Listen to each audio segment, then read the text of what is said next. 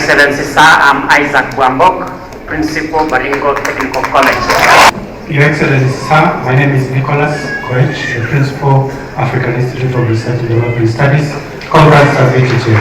Industrial Training Institute under the Ministry of Industry, Trade and Cooperatives, Nakuru. My name is Simon Cheploroy, Principal Capture of Technical and Vocational College. Your Excellency, sir, and Mrs. Catherine Kayesi Kenonye, Acting Principal. Mary Mkomba from Coast Institute of Technology. I'm Dr. Nicholas Rowe, Director, University of Health. The material is what? High-speed steel. Technical and vocational sector, sideways.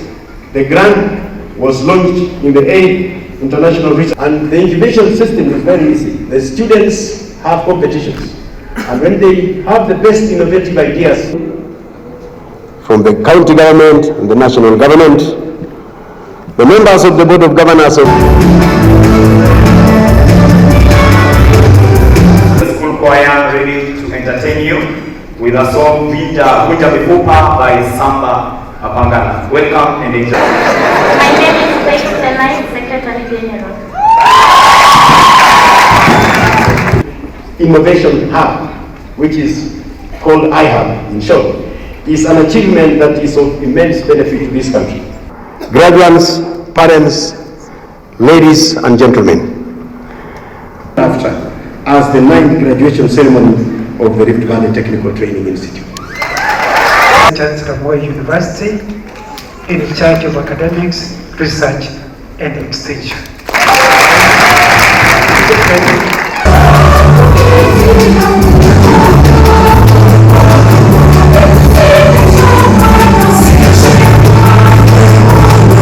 Technical vocational training is up to a challenge, ladies and gentlemen, both from the social sector, the public sector and the private sector, to participate in promoting the necessary meaningful partnership towards gains of productivity, innovation and efficiency. And this can be best exemplified by the ability for us to create recognition of higher learning centers. As you witnessed today, the Toyota Kenya, a multinational and a local organization called Ace Motors, have come together for the benefit of their productivity, innovation and efficiency. So my appeal is to see to it that this model now promotes the greatest level of further cooperation between other multinationals and industry and in other sectors in order to raise a meaningful contribution to their prosperity. There are many challenges, Your Excellency, that these students face, especially after graduating today. They do not have the capital to go and start their own businesses. Your Excellency, we will ask and we will be tabling a motion in Parliament so that we may enhance the Weather Fund, so that we may give loans to individuals from TTIs so that they can go and start.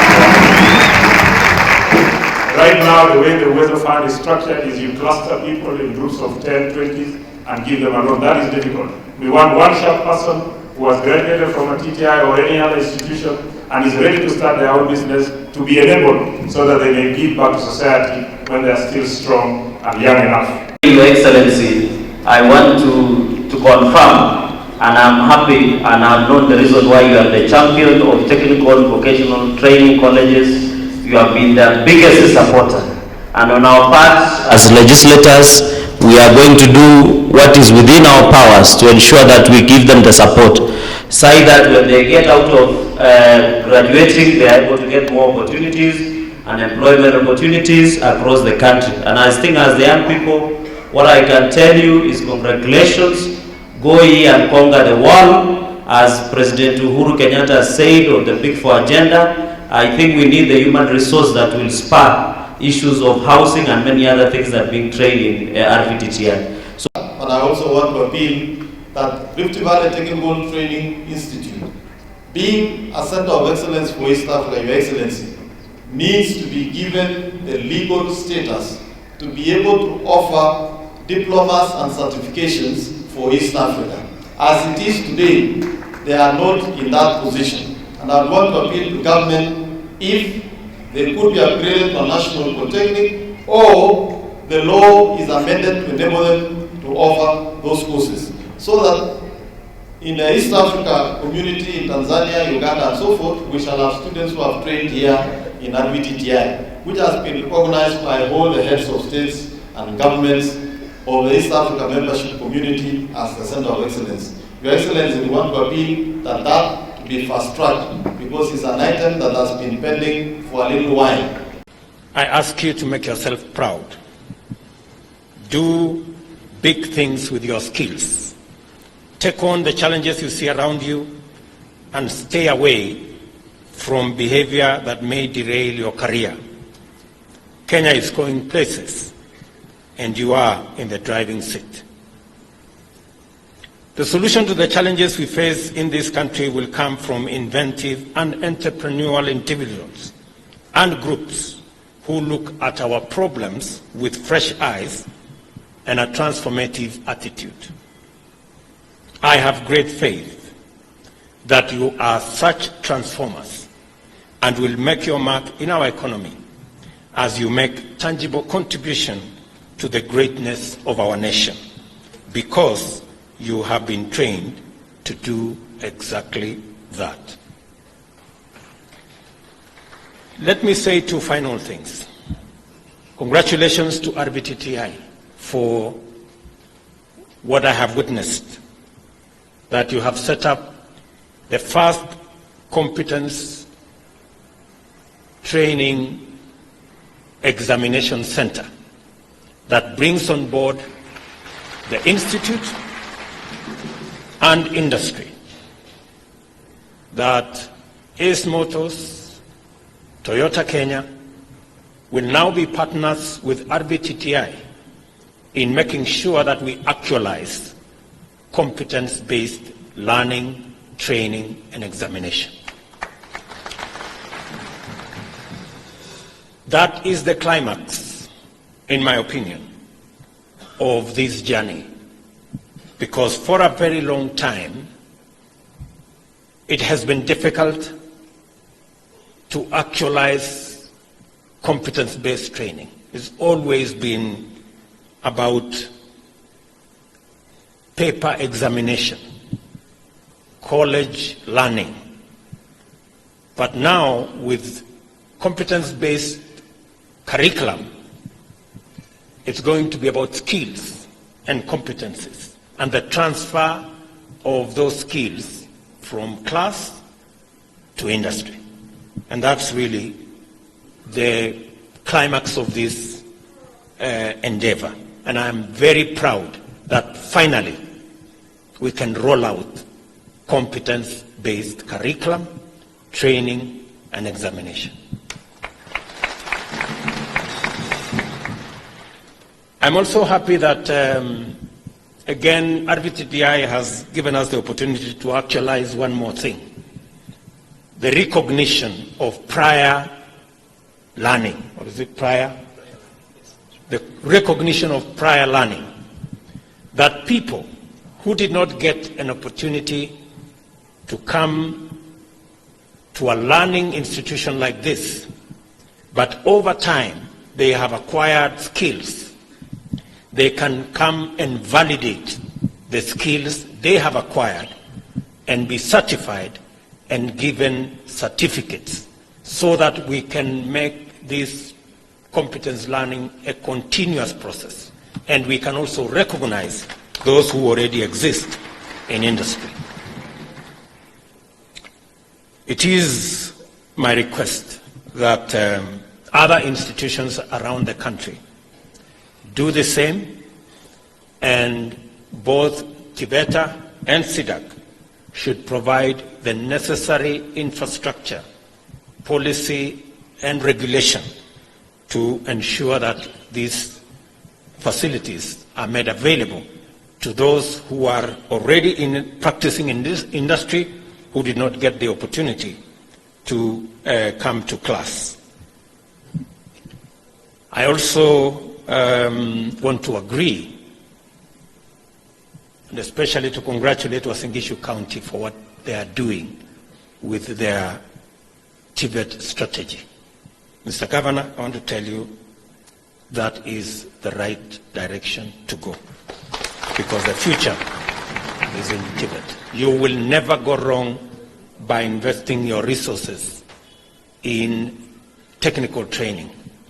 In any case, today, as a nation, we are earning more foreign currency from the export of our brain power than we do from all the commodities that we export.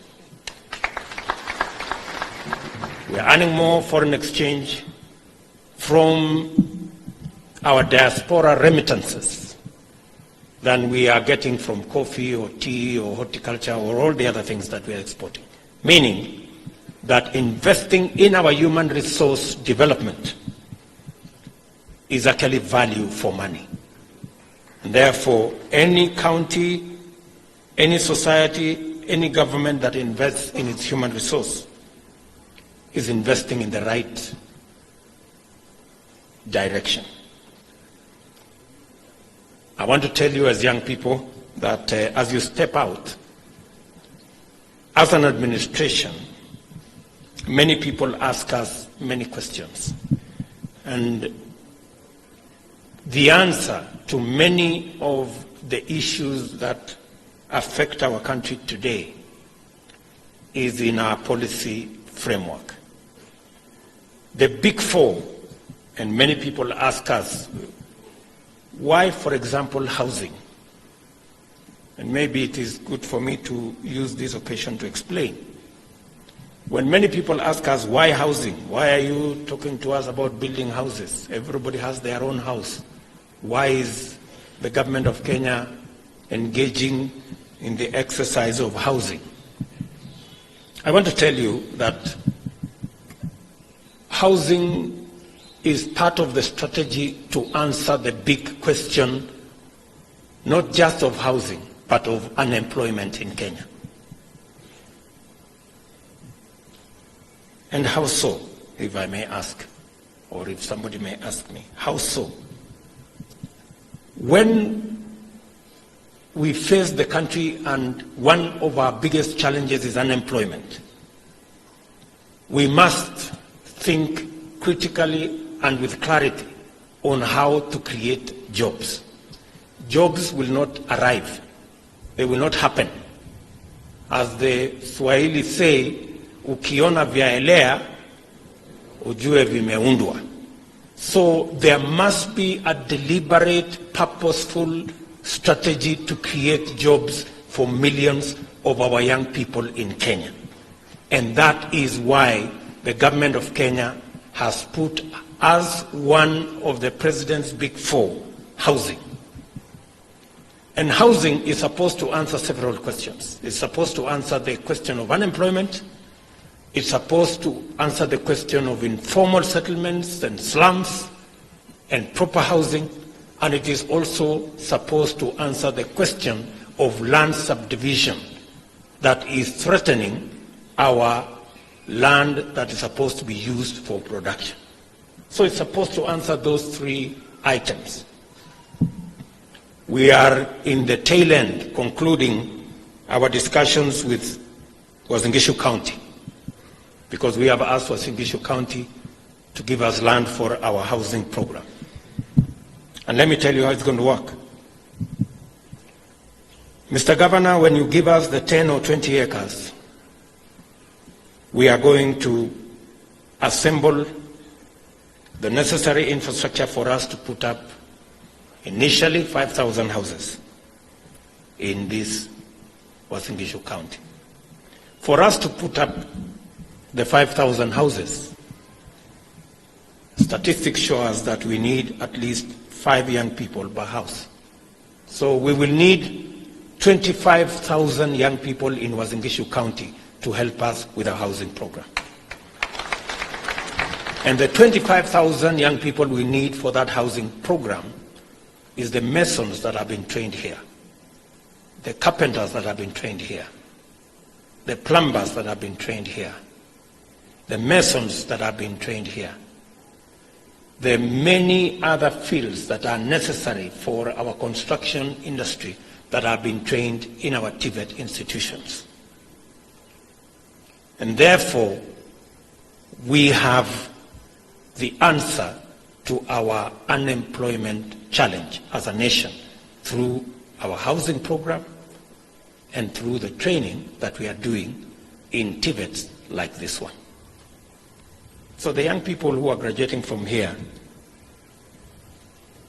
you should be assured that the very near future you will have something to do. I'm also happy that we are also engaging in diversification, because that's important. Diversification of our exports, so that we can grow the value addition, agro-processing, manufacturing sectors of our agro-based sectors, so that we can use that not only to drive job creation, but to create value and to create wealth by making sure that we have sufficient exports properly processed so that we can earn more from what we are producing, both for our farmers and for our economy. I want to implore on the people of this county to continue the focus that has been undertaken by the county on diversification. This is originally a maize, wheat growing area, but diversification demands that we also do macadamia, avocado, coffee, and other diversified crops. And as a resident of this county, I am at the front on making sure that diversification takes place, because that's where the future is. I want to encourage more of the farming community here to keenly look at opportunity that is presented by the diversification initiative that has been undertaken by both the county and the national government, because it is important that we not only enhance our productivity, but we also target high-value crops that through value addition and agro-processing, we can be able to create more value, create more jobs, and earn more money. That's really where we should be going. I'm also happy to note that students from RVTTI who are training, and all the other technical training colleges around the country who are training in our health services sector, will also greatly contribute to the initiatives we have on our UHC to ensure that we eliminate the challenges in that sector. So again, let me say that as an administration and as the government of Kenya, we will continue to work with the county governments and all the stakeholders to ensure that TVET continues to generate the value it is supposed to generate. A request has been made earlier for the transfer of Kipkabus, which was, not Kipkabus, but Moiben, which was initially built as a teacher training college, so that we can transfer it to be a campus of Kenya Technical Training College. And I want to say that that activity will happen next week. And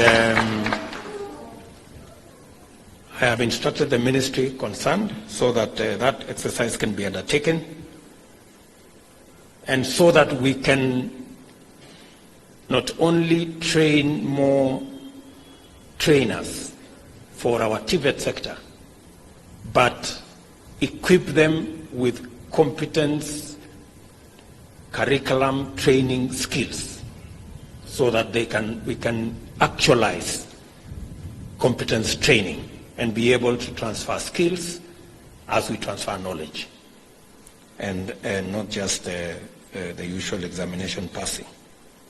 So I think that is what is important, and as I said, we will be looking at another opportunity in another part of the country to see whether we can, because this is going to be, TVET is going to be the future of training.